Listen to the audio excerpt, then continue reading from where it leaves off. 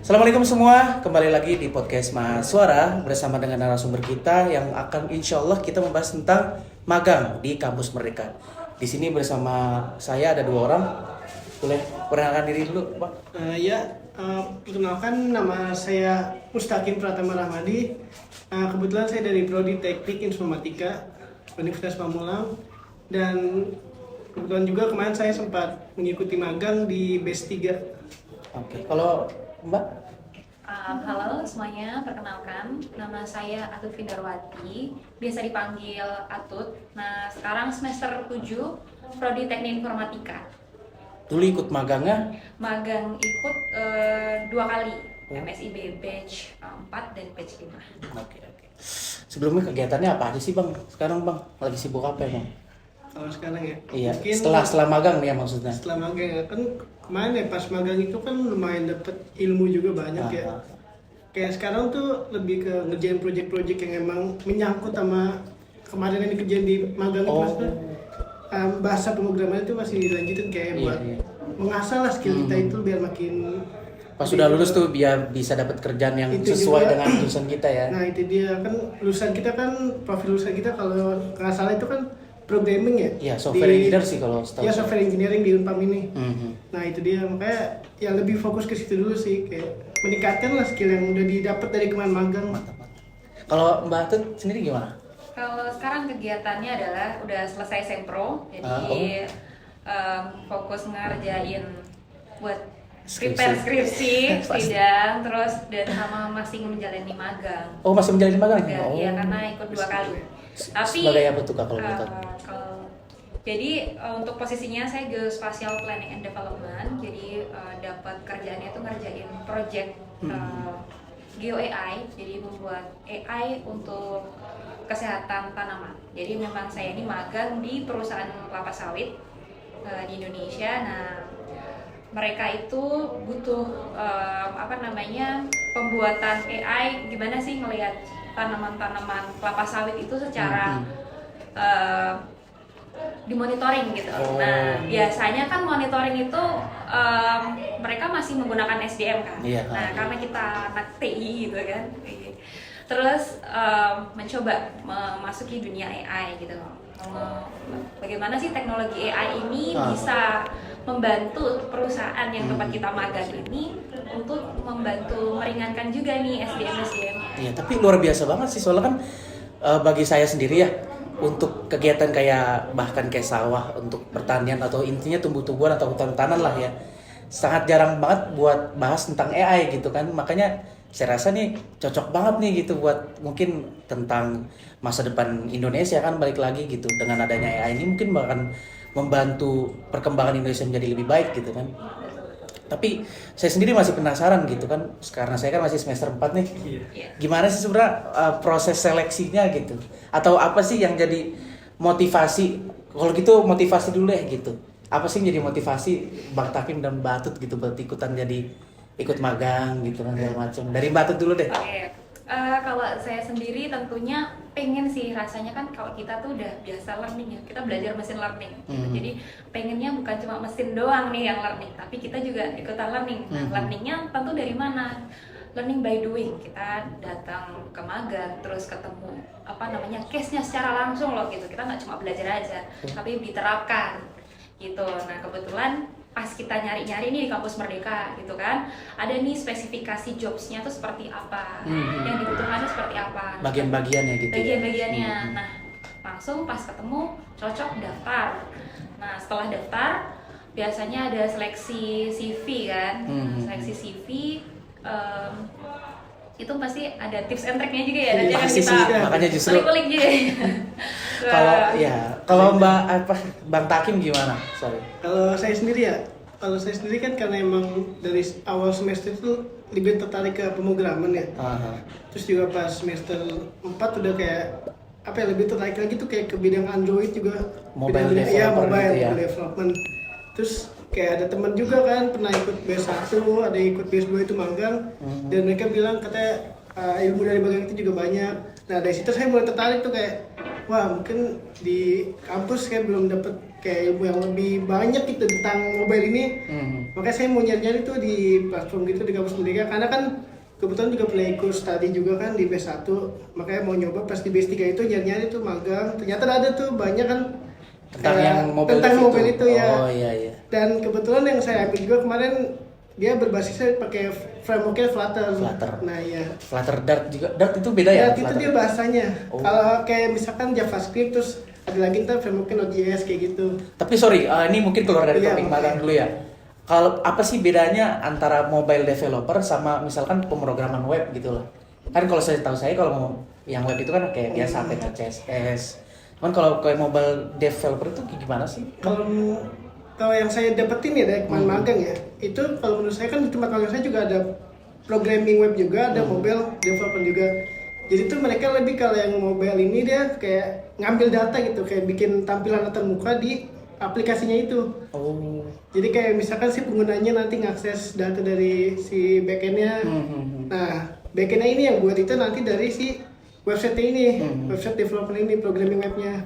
Kayak Kodenya gitu. sendiri beda ya? Antara yang web programming sama mobile dev tuh kodenya beda atau sama? Jelas beda karena kan Beda. bahasanya juga beda segala macam. Oke. Sekarang kita balik lagi lah ke Iya. fokus magangnya. Sorry. Bahas. Malah Nggak jadi bahas apa-apa, mobile kita- developer. nggak apa-apa sih, itu bisa juga. Tapi kalau boleh tahu ya, kayak penasaran juga gitu kan sebenarnya proses seleksinya itu seperti apa sih? Apakah ketika kita daftar langsung keterima atau ada penyeleksian terlebih dahulu tuh gimana? Kalau- Dari Bang Tauhid dulu. Kalau kemarin ya yang saya alami ya sendiri pas lagi magang itu kurang lebih sih nggak jauh dengan ini yang tadi disampaikan. Kayak awalnya kita nyari dulu kan, nyari itu di platformnya, kita mau nyari ininya bidang apa. Nanti kalau udah ketemu kan ada apply dulu tuh. Nah kita bisa apply, nanti dia kayak butuh-butuh dokumen tuh. Nah itu kita siapin kayak misalkan surat rekomendasi dari kampus, kan ada juga tuh, kita siapin itu semua. Terus nanti kalau misalkan data-data yang udah kita masukin tuh kayak tadi rekomendasi, CV segala macem, dilihat sama perusahaan ini udah oke lah, kayak memenuhi syarat kualifikasi dia.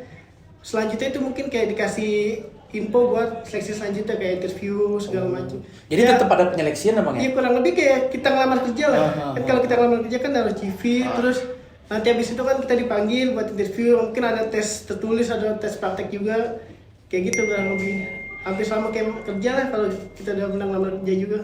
Kalau Mbak Tutsri ada nggak sih hal lain dari seleksi itu yang bikin mungkin agak sampai jadi teringat gitulah dari proses seleksi itu sendiri? Ini yang menarik adalah jadi MSIB ini kalau dipikir-pikir tuh kayak seleksinya tuh kayak ikutan SBMPTN. Oh. Karena Waduh. benar-benar itu saingannya tuh Iya sih. anak UI, UGM, Oh. semua kampus Ah. keren-keren di Indonesia. Tapi apa? Sorry lanjutin. Oke, sorry. jadi mereka sama-sama punya kapasitas kayak kita kan untuk ikutan gitu. Jadi kita kayak berlomba-lomba. Dan setelah itu yang dilihat adalah IPK. Oh, IPK-nya masih berlomba-lomba kan. Jadi mereka disaring dulu gitu kan. Tapi jangan khawatir, kalau nggak salah IPK-nya tuh minimal 3 ya kalau nggak salah. Iya minimal 3. Minimal 3. Jadi ada IPK juga kan? Ada, Betul. tapi tergantung PT juga sih. Kalau yang MSIB itu memang 3 kalau nggak salah. Hmm. 3. Atau minimal lagi 2,8. Gitu. Tadi saya ngelihat sedikit dengar gitu kan bahwasanya nggak cuman Unpam doang tapi ada dari UI, dari UGM yang notabene-nya jurusannya dari teknik informatika. Yes. Nah, maksud saya yang ini kan kita teknik informatika semua nih. Ada nggak sih yang mungkin dari jurusan misalkan manajemen gitu kan untuk kampus mereka atau cuman teknik informatika? Dalam artian apakah hanya ada jurusan teknik informatika atau ada jurusan lain juga nih? Semua jurusan. Oh, ada Tapi juga? baik lagi kan ada beberapa posisi kebetulan memang karena kita anak teknik informatika, jadi yang muncul application jobs-nya adalah ya web developer, Oh. AI engineer, Programming seperti gitu itu. Jadi ketika daftar itu kan biasanya udah Iya. ditentuin ya daftarnya dari jurusan mana nih gitu ya. Betul. Kalau MSIB sendiri, kalau nggak salah yang tahun ini itu ada 10 orang tuh udah termasuk teknik informatika juga gitu. Jadi memang dari beberapa jurusan juga. Iya iya iya. Kalau ini deh, kita kan udah seleksi nih dan Mbak dan Bang Takim udah masuk lah istilahnya gitu. Ada nggak sih proyek? Pasti kan ada proyek ya, sesuai dengan Bang Takim ceritain. Ada nggak sih proyek-proyek atau mungkin perintah-perintah dari perusahaan itu gitu yang bagi Bang Takim atau Mbak Tut itu merasa tertantang atau tertarik gitu untuk lanjutin gitu terus? Tentu tertentang ya, mungkin sebenarnya aku mau sedikit sharing dulu Oke, ya silakan, tentang silakan. MSIB. Jadi mungkin ini akan berguna buat adik-adik selanjutnya Yang akan yang meledak pengen nih. ikutan MSIB. Karena untuk lolos itu nggak segampang itu. Iya, itu dia. Jadi magang dan studi independen itu, kalau studi independen memang mostly mereka itu belajar pengen misalnya mau punya skill apa, misalnya skill machine learning. Jadi dia ikutan di kursus misalnya di coding atau mungkin beberapa mata yang lain lah ya. Nah itu mungkin seleksinya ada seleksi tersendiri gitu. Nah, sedangkan kalau magang yang mungkin lagi dijelasin nih, pertama seleksi berkas. Nah seleksi berkas sudah bisa, tes kebinekaan. Tes kebinekaan itu yang dari kementerian. Kemudian setelah itu tes seperti kayak tes masuk kerja ya, tes psikotes dan psikotes segala lain-lain. macam itu. Nah, tes psikotes sudah bisa, kemudian tes tes interview user. Nah, interview user udah selesai, baru kita keterima, terus onboarding, ya kan. Nah, terus tips and triknya supaya CV itu kan mesti ini yang dengerin. ini ya. Lanjut. Karena saya ikut 2 batch ya gitu. Iya. Jadi saya dapat bocoran gitu dari perusahaan gitu kan. Jadi saya ikut nyeleksi yang sekarang ini gitu Oh, kan. iya. Jadi yang misalnya itu hanya 2 posisi ya yang untuk posisi saya itu yang ngelamar itu bisa kayak 2000 CV. Iya, banyak. Wow, apakah Cukup banyak ya. CV-nya yang pertama dilihat dari foto, tapi Oke. kalau misalnya nggak dari foto juga nggak masalah. Kedua, untuk mungkin adik-adik atau mungkin yang masih mahasiswa merasa belum punya pengalaman kerja, nggak apa-apa.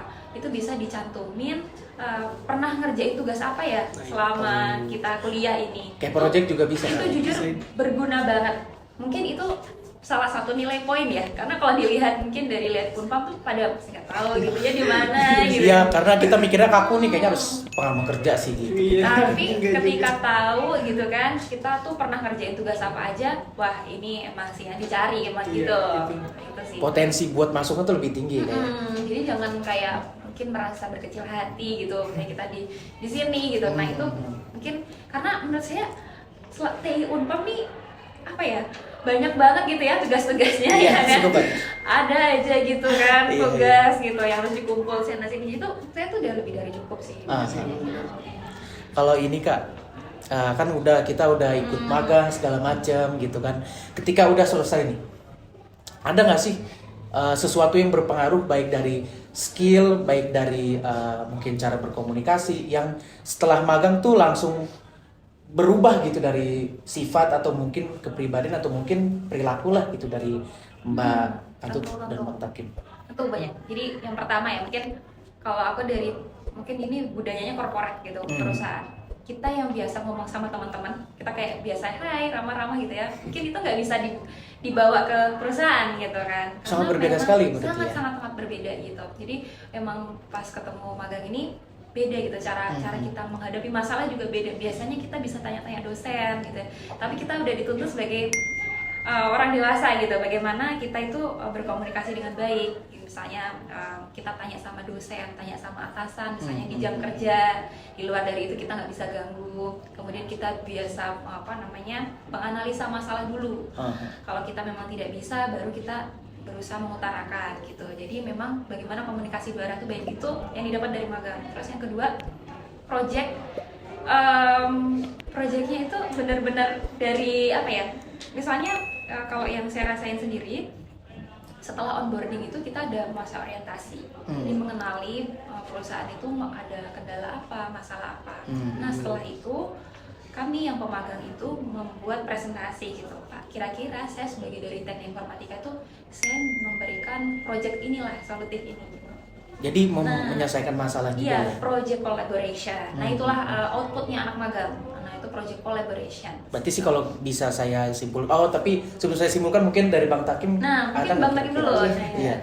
Dari sisi yang kedua, Iya. karena memang berbeda ya kan. Nah, mungkin kan beda-beda Dari budayanya. sisi saya sendiri ya, sebenarnya nggak beda jauh sih dengan Mbak Ati tadi yang diceritain. Mbak Ati. Iya.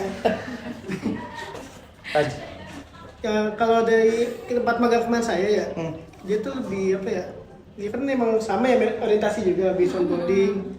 Nah itu di sana juga ada project collaboration juga, karena kan di perusahaan itu kan nggak cuma satu divisi doang. Dia tuh ada banyak divisi kayak tadi yang udah saya sebutin, kayak ada mobile development, Iya. ada programming lain, ada AI juga segala macem. Nah itu kita tuh berkolaborasi juga dan biasanya kan di setiap divisi itu ada kepala divisi juga ya. Nah jadi kayak ada setiap minggu atau mungkin setiap hari itu ada meet atau divisi untuk menyelesaikan nih masalah yang terjadi nih di apa namanya, di aplikasi itu. Karena kan kita kan nggak mungkin bikin aplikasi kayak tadi mobile sendiri doang, nggak ada backendnya. Kita kan harus berkolaborasi juga kan sama bagian backend, terus kayak ada juga digital buat kontennya, buat isi kontennya ada digital konten juga ada. Di sana kebetulan ada kayak buat kayak apa ya, mungkin divisi degaf namanya di sana, kayak dia tuh bikin materi buat di aplikasi itu. Jadi khusus tuh untuk bikin materi. Iya, ada khusus. Jadi kayak gitu. Nah, itu kan harus ada kesinambungan ya antar divisi biar lancar lah. Nah, di situ kita belajar banyak hal tuh, kayak misalnya kayak gimana kita komunikasi nih sama antar tim. Terus juga gimana kita critical thinking lah, kayak menyelesaikan masalah yang ada dari dua tim ini nih, gimana caranya biar sama-sama nemu titik terang, nggak cuma di satu divisi doang yang enak, tapi divisi lain juga sama-sama enak lagi gitu. Luar biasa banget sih. Poinnya kerja tim gak sih? Iya, kerja tim. Nah, siapa nih yang sering saat kuliah tuh tapi tugas kelompok yang ngerjain cuma satu? Waduh, siapa nih? Lu nih, lah. Kalau Pasti magang ada, nggak pasti bisa. Tapi kalau yang saya simpulin, selain dari kerja sama tim gitu kan, yang kedua ada tentang komunikasi juga. Bukan tentang bagaimana cuman cara kita berbicara ya, tapi kapan waktu kita untuk berbicara, kapan waktu kita untuk diam gitu kan artinya. Terus bagaimana cara kita menyelesaikan masalah, decision making, bagaimana budaya kerja gitu kan. Jadi banyak banget ya dari magang itu sekalian. Banyak banget Luar yang biasa, kita ambil pengalaman di magang itu. Sebenarnya kalau kita dengar tadi nih, mungkin berarti kan nggak cuma tentang hal baiknya nih, pasti ada hal buruknya, mungkin entah rintangan, mungkin pasti kan kita ketika bekerja pasti ada problem kita sendirilah gitu. Tentu pasti. Apa sih problem yang mungkin Mbak Atut alami atau Bang Takim alami selama masa magang itu, dan bagaimana sih kalian berdua ini nyelesain masalah kayak itu tuh? Nah ini yang bikin challenging adalah magang itu kan dibatasin ya waktunya, 4 bulan. 4 bulan waktu efektif, dan kebetulan mungkin saya sama Bang Takim nih magangnya offline ya, full offline. Jadi emang jam 8, dulu itu ada yang online juga? Kalau batch 1 sampai batch 2 itu masih online kebetulan, karena kan covid juga gitu. Nah, luar biasa banget offline. Jadi Senin sampai Jumat jam 8 sampai jam 5 kayak gitu. Terus challenge-nya adalah jadi dibagi. Jadi kalau memang dikira kita ini kan ada konversi nilai. SKS gitu ya? Iya. Nah itu didapat. Jadi kita ada UTS sama UAS. Nah UTS, UAS itu adalah ada ujiannya gitu. Jadi bagaimana kita tuh udah selama setengah bulan nih proyeknya tuh apa sih udah sampai mana, jadi kita diuji, jadi mirip-mirip kita kayak sidang gitu kan, ada tanya jawab kayak gitu. Tapi itu bisa ganti dari UAS dan UTS itu tadi tuh, yang magang itu, yang tadi ujian terakhir itu seputar kita apa ya, materinya seputar yang kita kerjakan selama magang sih. Oh gitu aja ya? Iya, cuma kita bentuknya bikin presentasi, terus selama 2 jam kita akan tanya jawab nih sama usernya gitu. Usernya kan kita kan merancang sesuatu kan, aplikasi itu, nah terus mereka mungkin tanya-tanya, nah itu mungkin bisa dibilang prasidang ya. Prasidang sih. Tapi cukup jadi pembelajaran juga kan ya? Iya. Mungkin ketika sidang kita udah ngadapin situasi kayak gitu. Ya itu dia kayak enak gitu, udah memudah Iya, juga. benar. Jadi udah terbiasa lah. Mantap sih. Kalau Bang Takim sendiri apa Ya, masalahnya? gak beda jauh sih, sama emang kan dikasih waktu juga kan, emang sama sih mah. Karena waktu juga, terus misalkan kalau di tempat saya kemarin kan per minggu ini harus jadi misalkan satu fitur ini harus jadi, karena di minggu depan itu ada presentasi juga yang tadi disebutin. Jadi kita tuh presentasi ke semua divisi, terus ada juga kan ada mentor, ada atasan-atasan juga lah. Kita presentasi tuh ke mereka kayak progres fitur ini udah sampai mana, terus ada bug apa, ada masalah apa. Nah itu dia yang bikin agak rumit juga, karena kan waktu kerja itu cuma Senin sampai Jumat ya. Betul. Senin sampai Jumat berarti kan Senin sampai Jumat, terus dari jam 8 sampai jam 5. Selebihnya kan kita udah kayak tim-tim, iya, udah susah kan kalau misalnya ada trouble, kita harus kayak misalkan ada bug di aplikasi kita harus nyari sendiri, kayak misalnya nyari mungkin di Stack Overflow atau di mana gitu.